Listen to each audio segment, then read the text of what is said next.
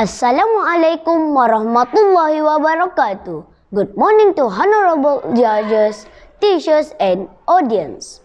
Today I'm going to tell you an amazing story entitled The King's Daughter and the Frog. Let us listen it. In the olden time, when wishing was having, there lived a king whose daughters were all beautiful, but the youngest was so exceedingly beautiful that the son himself, although he saw her very often, was delighted every time she came out into the sunshine. Near the castle of this king was a large and gloomy forest, wherein the midst stood an old pine tree. Beneath whose branches played a little fountain. So, whenever it was very hot, the king's youngest daughter ran off into this wood and sat down by the side of the fountain.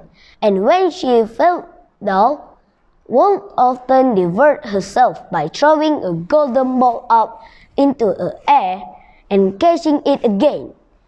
And this was her favorite amusement. Now, one day it happened that this golden ball, when the king's daughter threw it into the air, it did not fall down into her hand, but on the grass, and then it rolled right into the fountain. The king's daughter followed the ball with her eyes, but it disappeared beneath the water, which was so deep that she could not see the bottom. Then she began lament and to cry loudly and more loudly. And as she cried, a voice called out, "Why weepest thou, O king's daughter?" The tears would melt even a stone to pity. She looked around to the spot whence the voice came and saw a frog stretching his thick, ugly head out of the water. "Ah, your old water puddler," said she. "Was it you that spoke? I'm weeping for my golden ball, which bounced away from me into the water." "Be quiet and do not cry," replied the frog. "I can give thee good assistance, but what will you give me if I succeed in fetching thee floating up again?" "What would you like, dear frog?" said she. "My dress, my pearls, and jewels, or golden crown, which I wear?" The frog replied, "Dresses, or jewels, or golden crown are not for me.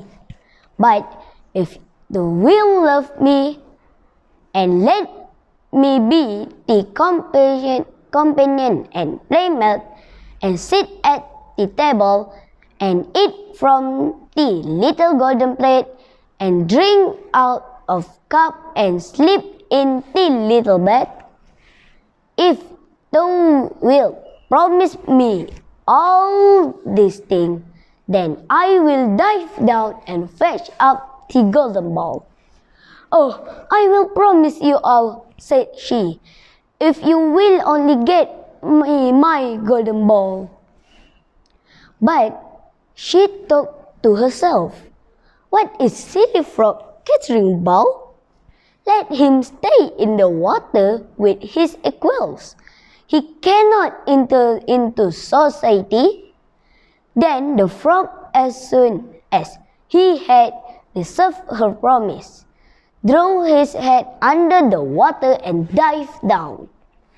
Presently, he swam up again with the golden ball in his mouth and threw it onto the grass. The king's daughter was full of joy when she saw her beautiful plaything, and taking it up, she ran off immediately. "Stop! Stop!" cried the frog. "Take me with thee. I cannot run as thou can." Although it was loud enough, the king's daughter did not hear it, but hastening home, soon forgot the poor frog who was obliged to leap back into the fountain.